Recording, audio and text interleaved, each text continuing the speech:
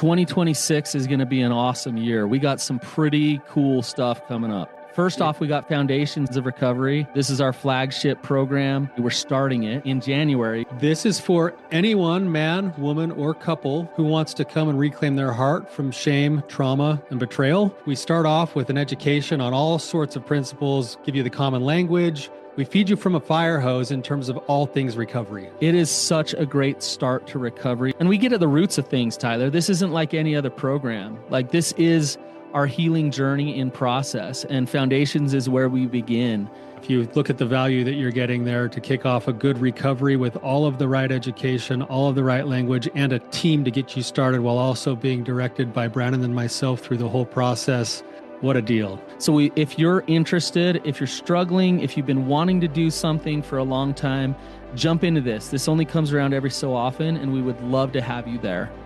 Click the link in the description to sign up for it. And to make it even sweeter, we're also including a raffle for a free pass to the Radiant Dawn retreat. Anyone who signs up for Foundations will be added to the raffle for that free Radiant Dawn pass. If you're a man and you sign up for Foundations, your name still gets entered, and you can give that pass away if you win it to any woman that you want to.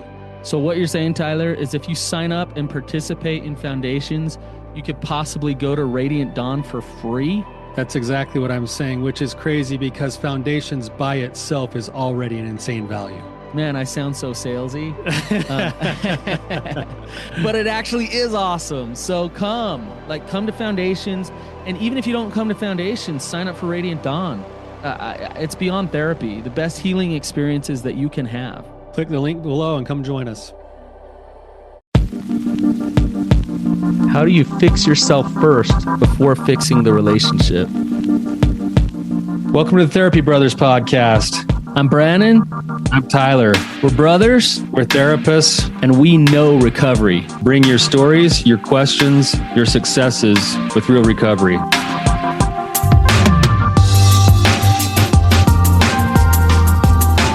Hey, Tyler, you ready to have some hard conversations? Let's do it. Let the Therapy Brothers podcast begin. Brannon, good to see you this morning. Hey, you too. It's good seeing you. How are you? You too, man. How was your weekend? It was good. You had quite the eventful weekend, it sounds like. I don't know if you want to talk about it, but... I'm happy to talk about it. We just trying something different this weekend. Me and, Chase Brannon, who's one of our best friends. Chase is the man. Yeah. And then one of my other therapists, we got together and kind of researched some things and tried to do a sweat lodge this weekend. And in the snow in northern Utah. And it was awesome, man. We had a really, really cool, really great experience. So dang. Yeah. You never know what you're going to be doing. So I love it. I want to hear more about it. Maybe not on the show here, but yeah. It was cool. It was a really cool experience. Were you like dripping sweat? Were you? Oh yeah. Oh, for sure. Oh, really? Yeah. I hope you wore deodorant before you got in there. No, yeah, it was really cool. Do you do that like in the buff? Like, are you like totally naked, or we didn't quite go to that far. Did you have like a little loincloth on, or what? No, we didn't make a mockery of anything like that. No, I wasn't saying make a mockery, but I'm just curious. Yeah, no, we did. I was like in swim trunks, and okay. We were kind of on like a sort of like a public camp area, so I don't think you want people running around in the buff out there, and that's really not probably what I do anyway. So, oh, okay. All right. Well, that sounds awesome though. Like I love, just looking for ways to connect to the earth, to God, to like it really is awesome. What you did. Like, it's amazing. I know we're laughing, but we're always looking for things that will help with healing and help with connection. So what I can tell you is that I don't know, jury's still out in terms of like all the therapeutic benefits, because it took us so long to figure it out and to build it, and that we didn't really get to do the full experience. But I can tell you that the brotherhood that I felt with the two guys that were with me is stronger now, and that we had a shared experience together that drew us closer together. And you went through something together. We were sitting there, it's a Sunday afternoon. I just got done teaching in my church, and then went out there with those guys it actually turned into most of the evening because of how far we had to hike and the building and stuff. But we were sitting around the campfire afterwards, and I was just saying to them, like, how amazing it is to be here in nature next to a creek while it's snowing with two other guys that I love. And I felt like in some ways a part of me had opened back up to being like a little boy again. Like it was three kids out in the woods building a fort kind of a thing, but it had more meaning to it than that. And I said, this is awesome. Like, why don't we do this more often? And one of the guys I was with said, yeah, it's kind of weird that we think I said, nobody else right now in Logan, Utah is doing something like what we're doing right now. Right. And one of the other guys was like, we're not the weird ones. Like, it's weird that a bunch of other groups of guys aren't getting together on a regular basis and doing meaningful things together. Yeah, that's a good point. How isolated are we? Our world is so different now, and not all the way healthy all the time. Yeah. So, yeah. Anyway, I know I'm rambling. We could go on a tangent. Tyler, you get together with your boys and sweat lodge it. I golf, but you sweat lodge. Hey, whatever works. No, actually, I really do want to go sweat lodge. I want to try that and do it with you. So yeah. Well, let's get to our guest today. Sounds good. Yeah, we have Anton with us all the way from Sweden, which is awesome. Anton, welcome to the show. Thank you so much for having me here. If you could just give us a little bit of background and tell us what's going on, and we'll go from there. So I need to basically fix myself before I can fix my relationship with my partner. Everything began really in October, November, when I was out with the boys, and I was looking at a beautiful woman. But when I got home later that evening, you could say, my partner looked through my phone and saw me texting to my boys that I was looking at another woman. So I really need to switch my thinking, from mentally cheating, I could say, to mentally stable, Okay. That's about it. Can you give some more detail? Like, when you say you're looking at another woman, like, did you just sit in the thought for a while, or like you say, you were texting your friends about it? Yeah, we were at a restaurant, and we were waiting on our food like usual. And I was just looking around. I had a friend right next to me, and I had one that was in front of me.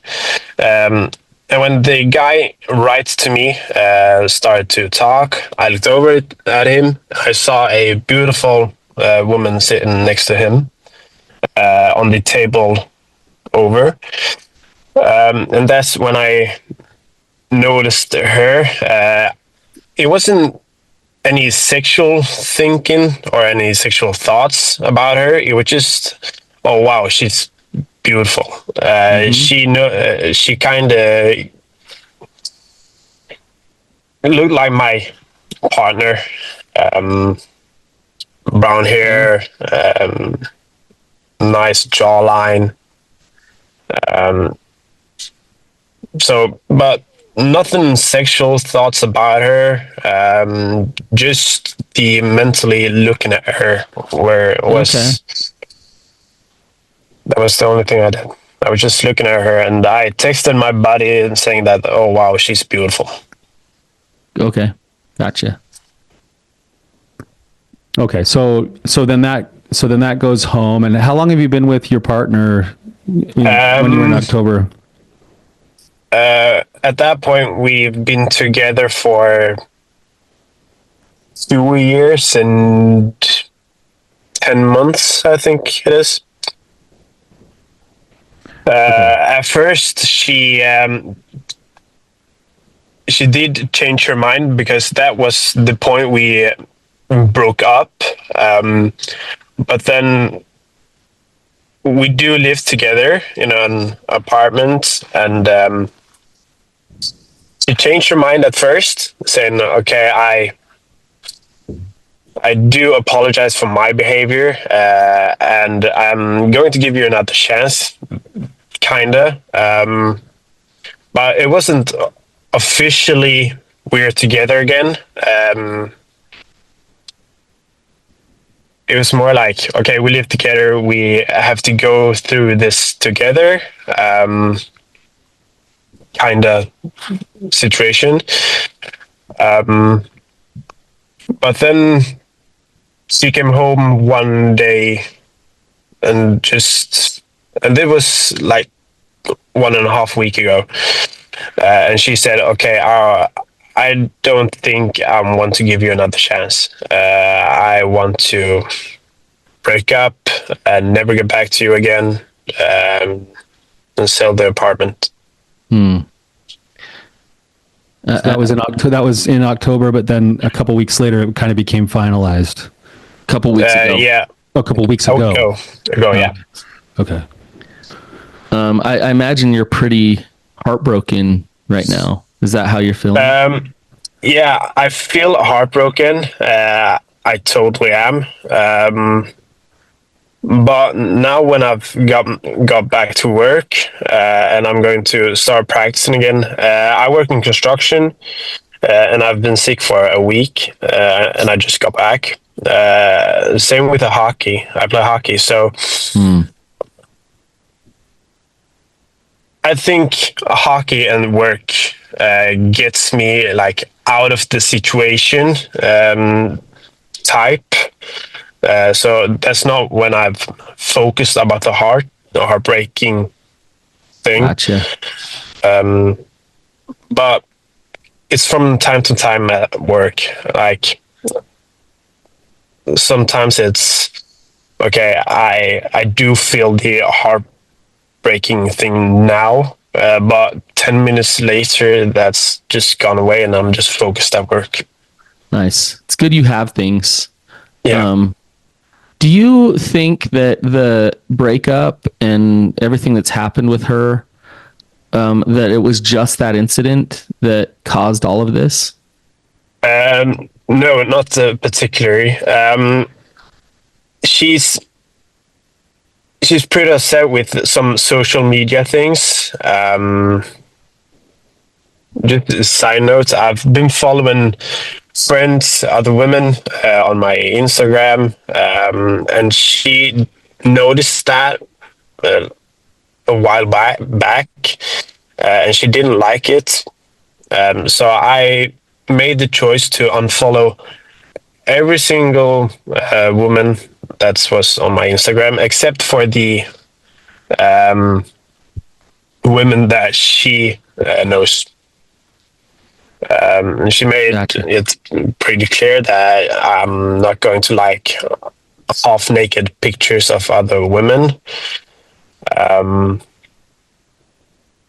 So it's small stuffs or smaller things that she's getting back in her head again. But this was kind of big thing for her that I texted my buddy saying another girl was beautiful. Gotcha.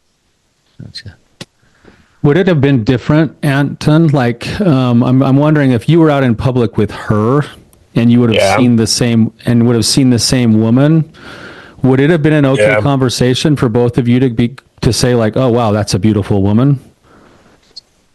No, it wouldn't. Not in her perspective, because in her perspective, it's more of I should be the only girl in your whole world that you are looking at, except if we have a daughter, or if it's my mom, my sister, or any of like friend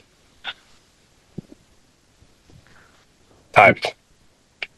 Sure. And I guess you're starting to see what I'm trying to tease out and get at. It's like, if I went out in public and both my wife and I saw a woman that was beautiful, we could acknowledge that and move on. That's different than what I think she's feeling, at least, which is that you're not just looking at a woman and going like, oh yeah, she's beautiful. You're clearly looking at a woman. And then the fact that you texted your buddies afterwards sort of illustrates a different kind of energy, which was like an outward looking energy of, oh man, almost like a pursuit form of energy rather than a noticing kind of an energy. Let me go down where Tyler's going here too, but I just want to ask you directly, and kind of, this might sound like a stupid question, but what's the problem? The problem is, I don't think the problem is with me, but it's more of her. But I need to learn to like just. It's only her in the world. She's the whole wide world, kind of.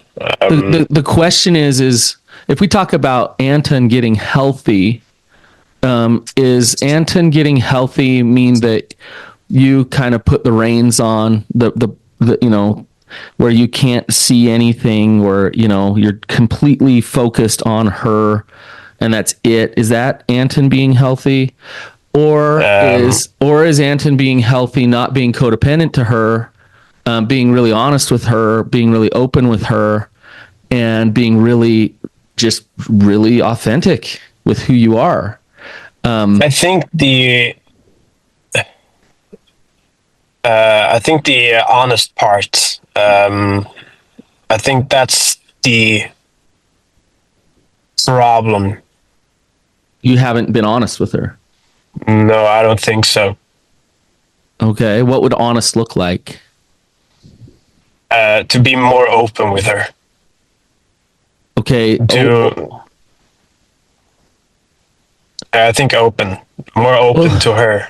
Open. There's a difference though. Like I think we got to be really careful here, because there's a difference between I've got a tattletale on myself to her about all of my everything that I think and do, and I got to make sure that I'm making sure that I'm tattletaling on myself, versus being an authentic person who's like, hey, there's parts of me that are absolutely there, and I'll be open that those parts are there, and I can manage them unto myself, and if I break certain lines, then you absolutely have a right to know, but I just need you to know that these parts are absolutely there, and I'm not going to disclose to you every little tiny thing that happens. Like that doesn't work for me. I can let some things go and I can move on.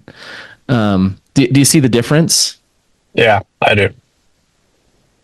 What Anton, if you're saying this is one of the key pieces, then is it's the honesty piece. What prevents you from that honesty?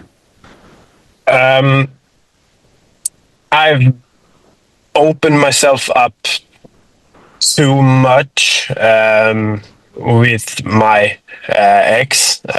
This was like 4 years ago. I told her a story about me, and when we broke up, she used that against me, saying, "Oh, you're a horrible person because you've done this and that." So I think that's one key part to why I'm not more open. Does that make sense? Yeah, if I'm hearing you right, basically there was a time fairly recently in the last few years where you were open with some of your vulnerable information, with different parts of yourself that felt vulnerable, and in the end it got used against you and it caused you some pain. And so now in this new relationship, you've been more guarded with who you really are. Yeah. Trying to protect yourself from getting rejected, but then never actually really probably getting what you're looking for because you can't be yourself.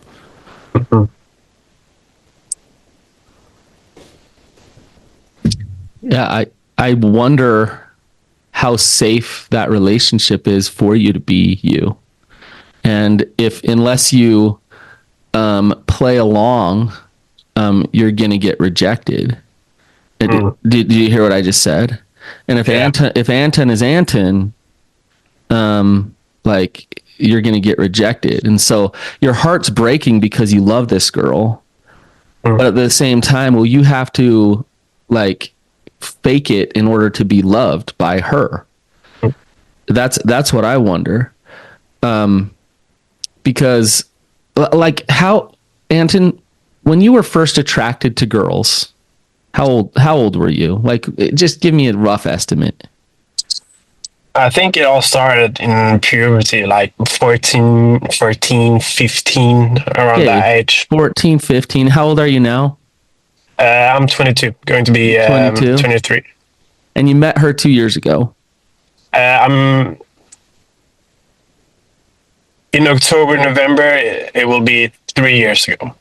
3 years ago. So what you're telling me is your attraction to women started and was there long before you met her. Yeah. Okay. And so when you met her, why didn't you just turn that off? Why didn't we just flip the switch and turn it off? I did turn it off when we started to see each other.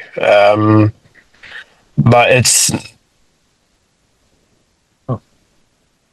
What can it be? Like half a year ago, we moved in together, and so when that's when it all started. Hang on, Anton. When you first started seeing her, you weren't attracted to any other women. It just was just her, just 100% only her. Yeah. Okay. It was. And so, like, if there was a beautiful woman or whatever, you wouldn't even notice. No, I wouldn't. Okay. That's pretty remarkable. That's like the first time I've ever heard that.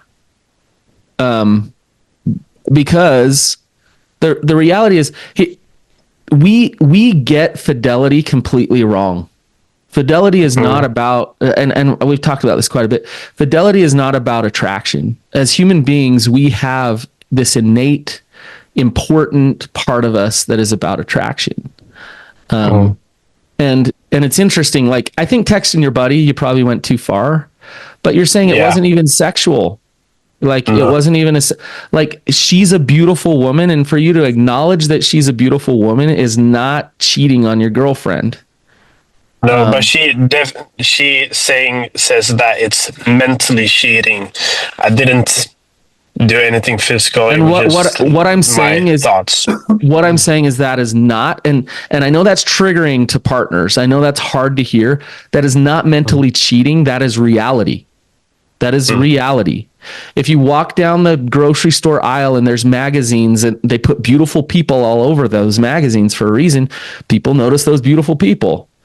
And that's part of life. Now, fidelity is about being authentically you and her being authentically her, and knowing we're committed to each other.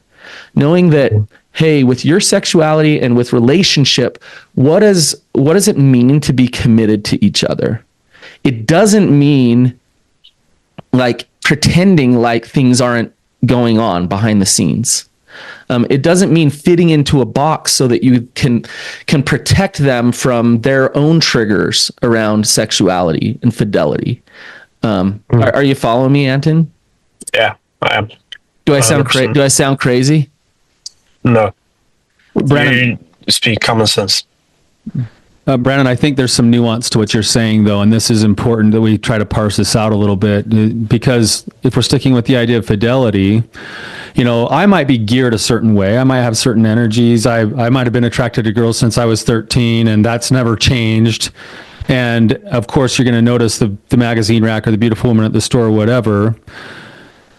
If I understand and if I'm honest with myself, I know that I have that kind of an energy. And if I choose to be in a relationship with somebody and I want to have fidelity in my relationship, then by being honest with myself about what I'm attracted to and what my drives are, I then might make choices that are going to help facilitate fidelity based on the truth of how I am and how I operate. Exactly. And what you're saying is that we'll either go one way or the other, where it's like, well, it's just me. Like I'm going to go and text the boys and talk about the beauty of that woman and all the parts of her body. Or we're going to go the other way and be like, nope, shut it down. I can't feel anything. What woman? I didn't see any woman at all. And in reality, the middle ground of fidelity is, hey, this is me. And because I know this is me, I'm not going to follow every fitness model on Facebook, because that would be putting me on the fringe of not respecting fidelity in relationships. What Anton did here, it makes sense. Like, look at his partner, like that. I can see why she would feel like that would be an infringement on the possibilities of fidelity, especially if he was hiding it. But what is not an infringement is, I need you to just be attracted to me. Like, that's a problem in the relationship. That will cause problems in the relationship. I actually agree with you 100%, Tyler. The trust in the relationship is built by the partner knowing that you can control and handle your sexuality on your own. That's what trust is. Trust is not about compliance or like trying to fit within a box in order to make sure that your partner's never triggered.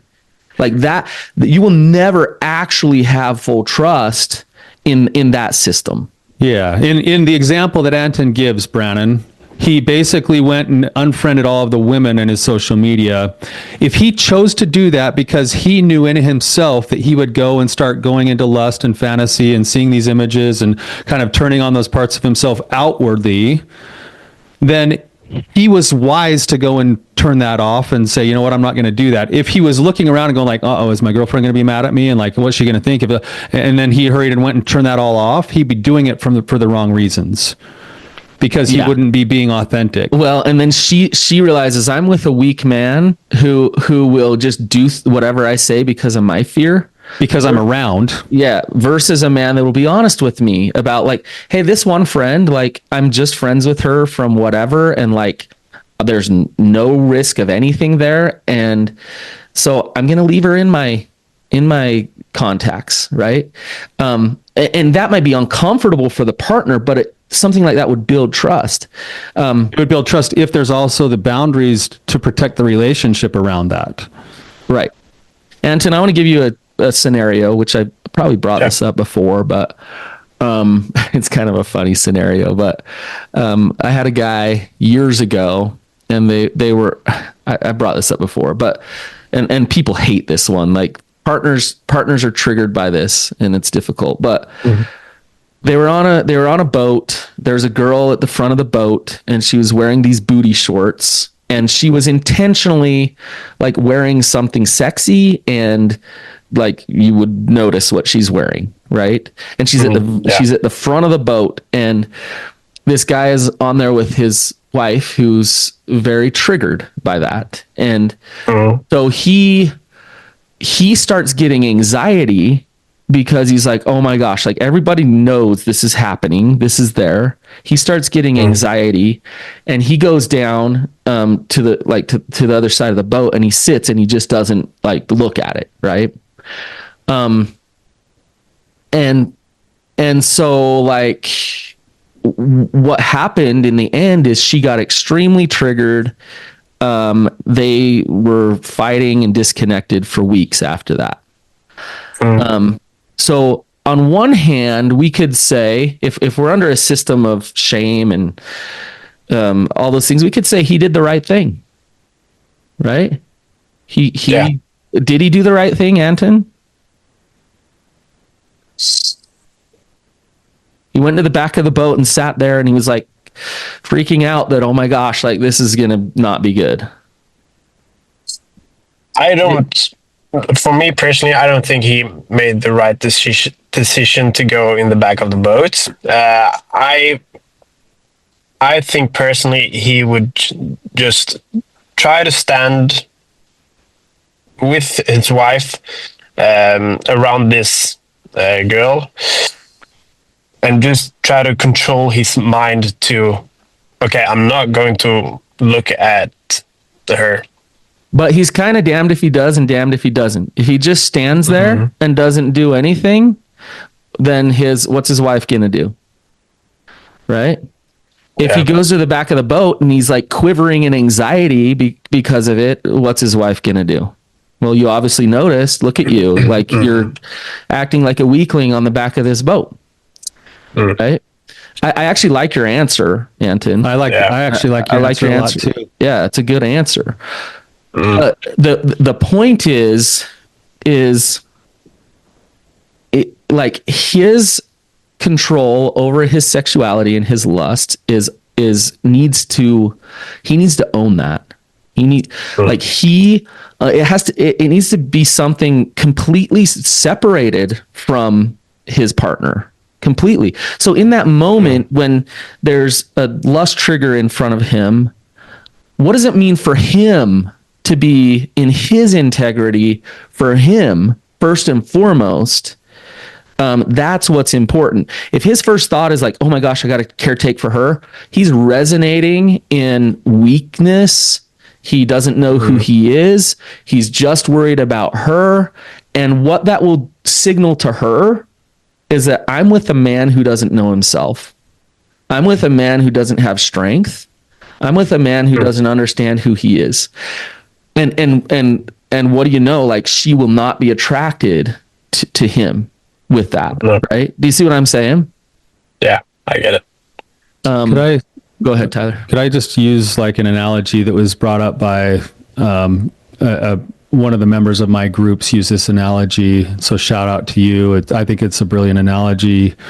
And this goes along with what you're saying, Brannon, is that my intention with what I do with my sexuality is solely in my boat, and I need to own that. And when I own that and then choose certain things, that's how I'm going to naturally build trust in relationships. But he said that he kind of views it like this, that our sexuality is actually a gift if it's used properly. And so he likened it to gold coins. And you wake up every morning with a certain number of gold coins in your pocket. And you get to do whatever you want with those gold coins. You can spend it anywhere you want. You can go out into the public and just kind of like throw it at, like whatever you want. You might be out in public and you see something that maybe makes the coins jingle in your pocket for a minute, but once you recognize that it's jingling there, you get to decide, am I going to spend my coins there, or am I going to spend them where they're going to produce something better for me? And certain places that I spend the coins, you might call lust, I'm not really going to get any return on my investment. It's truly going to be a consumptive kind of a spend. So if I go out into that public place and I'm with my buddies and I'm like, oh man, she's so man, what about this or this or this or this? You've just spent your gold coins and you had a good time with it, but there's nothing really to show for it at the end of the day. Whereas if you went out there and noticed that and the coins were jingling, but you're like, you know what? That's not where I spend my energy, because I decide to focus my energy into this relationship that I'm currently in and I value that. I'm going to go spend my coins inside the relationship. Then there might be a return on investment where there's deeper connection, closeness, intimacy, trust, safety. And you get to be the one who decides how to spend that. The key is you being the deciding intentional being around all of this. The key isn't to kill your sexuality. The key is to understand yourself and then make choices that will align inside the relationship that you want to have with somebody who also has their own values. Mm-hmm. But you get the power. So now you're a powerful being who understands yourself and makes choices, rather than someone who's running around trying to hide and not be seen because you're afraid of getting rejected. Does that make sense? Yeah, it does. It makes total sense. Anton, I'm going to be a little blunt here, and this goes right with Tyler's analogy. And I want to come back to your analogy, Tyler, because I have something I want to ask about that. But I'm going to be a little blunt. You got dumped not because of your sexuality. Yeah. You got dumped because of a lack of your masculinity. Do you understand what I just said? Yeah. I'm not trying to be mean. I'm not trying to rub it in. You could also, Brannon, incorporate integrity and honesty into the word masculinity. Right. Well, the same thing to me. I mean, that's one and the same. Strength within yourself and knowing who you are. That's why she's like, I don't know if I can be in a relationship with you. Now, I don't know her trauma and I don't know her past. And maybe part of her trauma and her past is all about rejection and abandonment. And it's like, I can't be in a relationship with a partner that has sexuality at all. So like, but that's hers. That's her work to do and figure out. You might have not had a chance to stay in a long-term relationship with her regardless, Anton. But what needs to be worked on is you trusting yourself, you knowing yourself. Do you understand what I'm saying? Do you see the difference? Yeah. Strength. Self-acceptance. Yeah. Choice. And I've had a problem with strength and things like that before. I did fall in a depression 4 years ago, and my girlfriend that I'm with now, that I'm living with, that dumped me. She actually helped me go through my depression.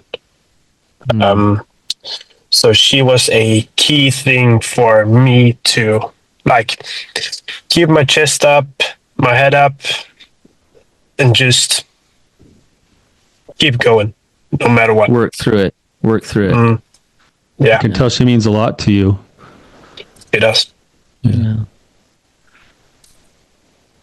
It's painful. Like it's painful to go through things like this and to possibly lose somebody that you love. And you know what Tyler and I are saying to you, Anton, like I hope you can feel from us that we're trying to fight for you in terms of in terms of figuring out what's actually needing to be worked on so that you can have a relationship with a woman that truly does support you and love you. And maybe it's her, maybe it's not her. So I do, Tyler, I want to come back to your analogy. I think one thing that's really important, and Anton, this kind of speaks to your question, is you talk about, Tyler, you talk about spending those coins.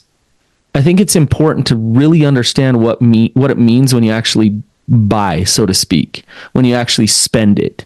Because in our world, if I have this load of coins and there's like triggers walking past me or all around me or whatever, it doesn't mean that I gave my coin up just because someone walked in front of me. Right. But when someone walks in front of me, my natural reaction might be, wow, like I have attraction. There's attraction there. So at what point is it giving your coin up? Right. And that I think is important because a lot of times people with scrupulosity, anxiety, they think that they're just throwing their coins at the world. And it's like, dude, like you're actually like quite normal. This is okay. Like you're not sinning. This isn't a big deal. It's normal now, but there are lines that do get crossed where you are putting your energy and your effort into something that doesn't give you much return. Right.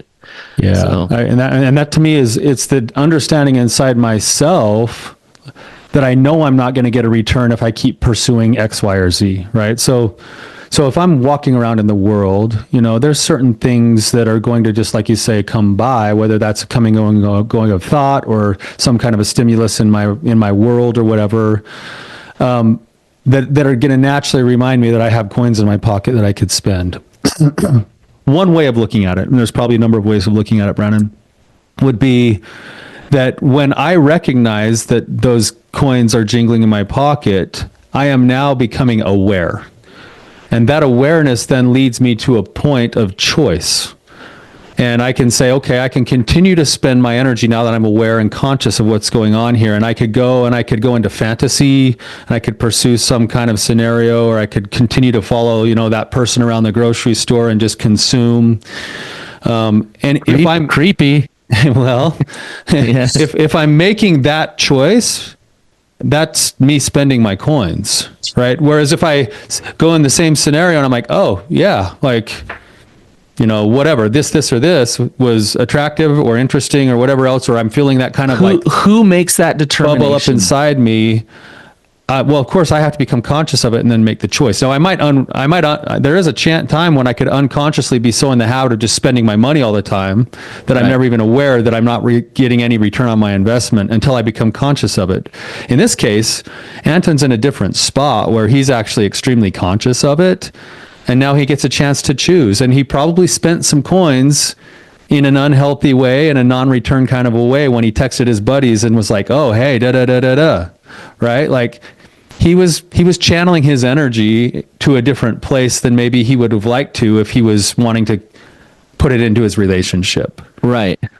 So like that, yeah, with that example, Anton, if we look at that example, it's like seeing a woman that looks like your girlfriend. What do you know? Your arousal template, like you're attracted to a woman that looks like her, right? Like, so seeing a woman like that is one thing. Like, oh, wow, beautiful woman. That's right. At what point does Anton step outside of his integrity and indulge further, right? And now there's some hard evidence of like you text buddies like, hey, there's this hot girl, right? Like, so for you, Anton, like at what point are you outside of your integrity when it comes to your like fidelity and your commitments? Do you understand what I'm asking?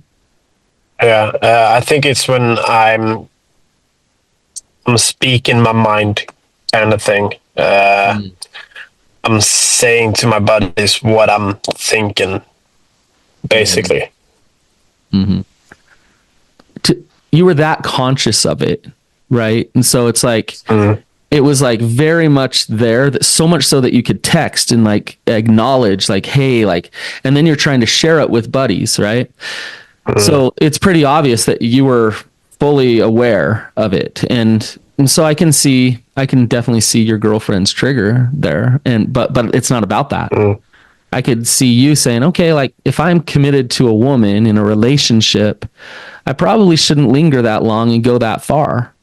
But that commitment is between you and God. That commitment is like your integrity. What is it like? And what does that look like for you? And I think you need to be very clear with that, right? And also the payoffs or costs for those kinds of things too. You know, like, does it make a lot of sense? Like, were you better off, better person, better man after you left the restaurant, having let yourself go there? And if the answer is no, it's not a shame-based thing. It's not I'm a bad kind of thing, bad guy kind of thing. Don't beat yourself up. It's more of like, that wasn't really effective for my overall goals kind of thing. So now I'm going to choose to do something more effective because I want to have an effective life. Like, but take the shame out of it. Yeah. And that's also one thing I've done, taking the shame out of it. Because when I talked to my therapist first about this whole thing, she said that, yes, you did the wrong thing, but all men in your age do look at women. And it's a normal way or normal thing to do. But then to take the step even further is to, yes, you texted them and she noticed it. So she said the same thing as us. Yeah, she did. You know, Anton, we're running low on time, and the truth is, we've had a great discussion today. It's been awesome. But the truth is we haven't actually got down to the roots of what's really going on. You know, when you bring up your depression, when you bring up your just trying to be loved by this girl, like there's something underneath all of this. There's some kind of trauma, some kind of shame, some kind of pain that's underneath all of that. And I hope that you're doing the work to actually go address those things, to find some peace within your heart, outside of trying to get it from her or other people. So you got some work to do, but the awesome thing is you're open to doing that work. You're learning, you're looking for answers. But there is some digging deeper that needs to happen. Anton, I guess just right now, do you have any other questions, or what are you kind of currently feeling right now with our discussion? I feel like it's going to help me become stronger. What you guys said about masculinity and strength and integrity, I'm going to put that in my back pocket and really bring it forward to become the better person I am, and to really learn about my mistakes that I've done in the relationship here. I like it, man. And I hope I hear that there's a heart that wants to learn and not a heart that just wants to criticize and beat yourself up. Yeah, man, I want to tell you thank you for coming to talk with us all the way across the world. What a treat. Thank you for having me here. It's a treat for us, man. Yeah, thank you for your willingness to put yourself out there. And I know that it's going to hit some nerves for people who are listening to this right now. So thank you for your willingness to come on and be honest about these things, because it allows everybody a chance to have their own process start to take place. Yeah, thanks, Anton. And I appreciate you coming from Sweden. I love hockey. Keep the hockey going, man. That's awesome. I promise. And don't be a stranger. Check in with us. We're here to help in any way that we can. And I will. Yeah. Definitely. Until next time, keep on keeping on.